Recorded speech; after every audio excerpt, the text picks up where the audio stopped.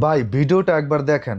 Doctor Shafiqur Rahman মাননীয় প্রধানমন্ত্রী বাংলাদেশ সরকার। এ কারণে আমাকে এখন বারবার বলতে হয়, জনতার প্রধানমন্ত্রী, জনগণের প্রধানমন্ত্রী ডাক্তার শফিকুর রহমান। কারণ তিনি প্রধানমন্ত্রী হয়েছেন, সেটা কেড়ে নেওয়া হয়েছে। ভাই জামাত ইসলামকে আল্লাহ প্রায় সবই দিয়েছে, কিন্তু তাদের লজ্জা শরম বলতে আসলেই কিছু নেই। বাংলাদেশের জনগণ 12 ফেব্রুয়ারি ভোটের মাধ্যমে তার প্রমাণ দিয়েছে।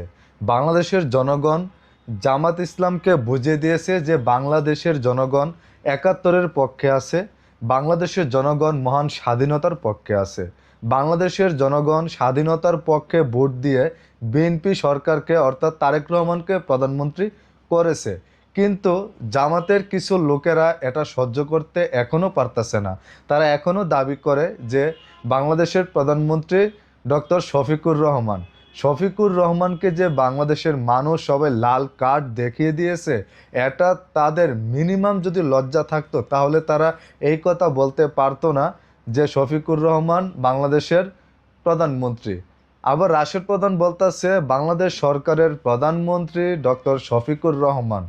আরে ভাই, আপনারা নির্বাচনে যে হারলেন, তারপরে যদি আপনাদের মিনিমাম যদি একটা লজ্জা থাকতো তাহলে আপনারা এইসব কথা আপাতত বলতেন না। বাংলাদেশের মানুষ সবসময় 71-এর পক্ষে রয়েছে, এবং আপনারা যদি চেষ্টা করেন 100 বছরেও জামাত ইসলাম বাংলাদেশে ক্ষমতায় যেতে পারবে না। কারণ বাংলাদেশের মানুষ কোনো রাজাকারী দলকে ভোট দেবে না। কারণ 71-এর শক্তি যারা রয়েছে তাদেরকে বাংলাদেশের মানুষ ভোট দিবে।